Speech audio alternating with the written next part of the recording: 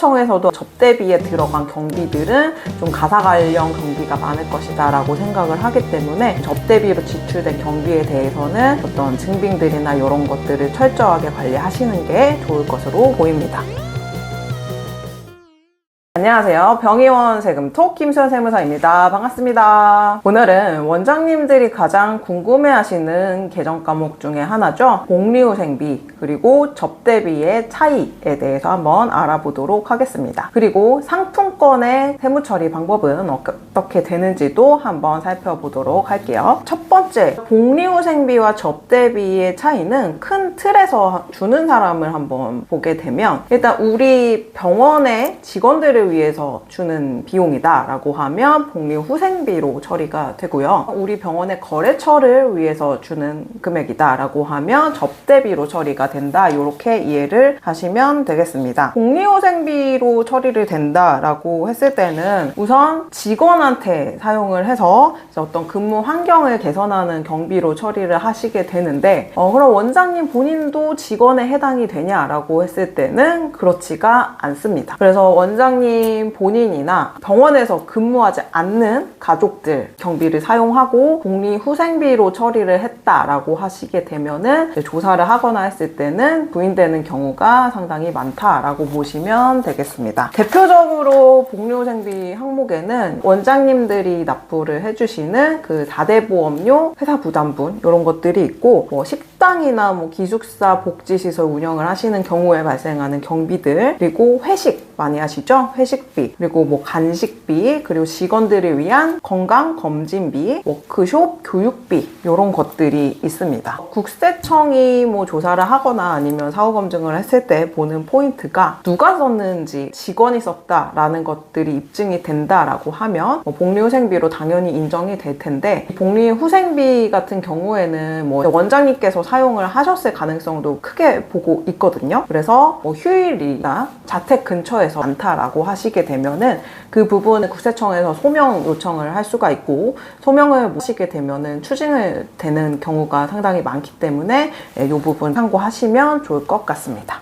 경우에는 국세청에서 가사 관련 경비, 그러니까 원장님이나 원장님 가족들이 많이 사용을 했을 것이다 라고 생각을 하기 때문에 이 부분에 있어서는 좀 증빙 같은 거를 만들어 놓으시면 좋은데, 일단 뭐 회식비 같은 것들, 뭐 병원이랑 집이 너무 가까워가지고 이제 그 근처 지출로 잡힐 수도 있는데, 그랬을 때에는 사진 같은 거를 좀 찍어 놓으라고 말씀을 드리고, 저희 회사에서 회식을 할 때도 사진 같은 걸 좀 찍어 놓습니다. 그래서 우리가 회식을 한 거다라고 입증을 하실 수 있게끔 만들어 놓으시면 좋고, 그리고 뭐 경조사비 같은 것들도 직원한테 준 거면은 경비 처리가 가능하실 수 있거든요. 그랬을 때는 청첩장, 부조 문자 같은 것들을 캡처를 해가지고 보관을 해 놓으시면 좋으시고, 그 다음에 뭐 내부 규정이 있어가지고 이제 그 규정에 맞춰가지고 지급을 했다라고 하시면 그 부분에 있어서는 뭐 이체 내역 같은 거 확인을 한 다음에 인정을 해주기 때문에 이 부분 참고하시면 좋을 것 같고요. 생일이라던가 근속을 오래 해가지고 포상금을 준다 하는 것들은 사실은 이제 복리후생비로 곧바로 처리하실 수 있는 거는 아니고, 급여에 포함을 해가지고 급여 대장에다가 신고를 하고 근로소득세를 납부를 해야 되는 부분이에요. 이런 부분들은 급여를 지급하실 때 급여 대장에다가 반영을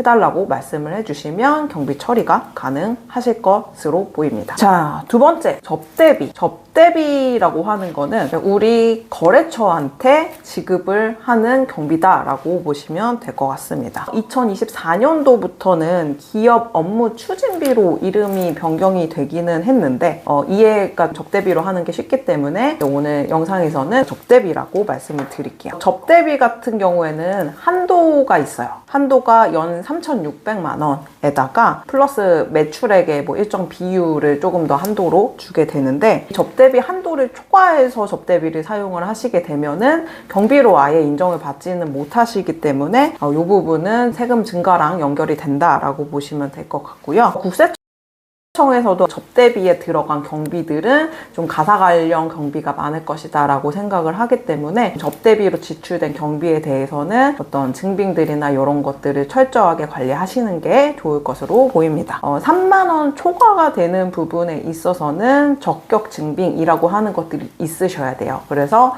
뭐 세금 계산서라던가 아니면 현금 영수증 또는 카드 매출 전표 이런 것들이 가지고 계셔야지 접대비로 처리를 하실 수가 있으시고, 경조사비로 돈이 나갈 수도 있겠죠. 거래처나 뭐 환자의 뭐 경조사에 돈을 넣었다라고 했을 때는 경조금은 20만 원 초과 분에 대해서는 적격 증빙이 있으셔야 돼가지고 보통은 한 뭐 최대 많이 하셔도 한 20만 원 정도로 경비 처리를 많이들 하고 계시긴 합니다.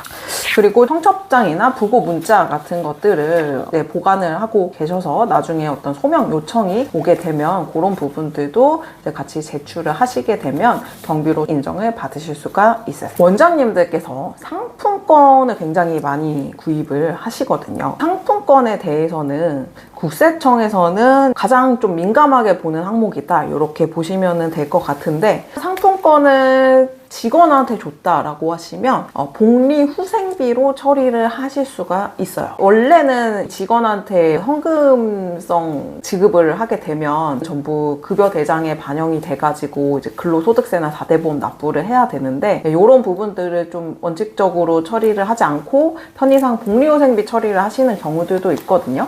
그랬을 때는 이 경비들이 직원의 근로소득으로 처리가 되실 수가 있어요. 이 부분 좀 참고하시면 좋을 것으로 보이고, 두 번째, 고객이나 거래처한테 만약에 접대를 했다라고 하시면은 이 상품권을 접대비로 처리를 할 수가 있고요. 접대비는 앞서 말씀드렸다시피 한도가 있기 때문에 한도 관리가 필요하고, 그리고 상품권 같은 걸 구입을 하실 때도 이제 카드로 구입을 하셔서 이제 적격 증빙이 나올 수 있도록 만드시는 것이 좋습니다.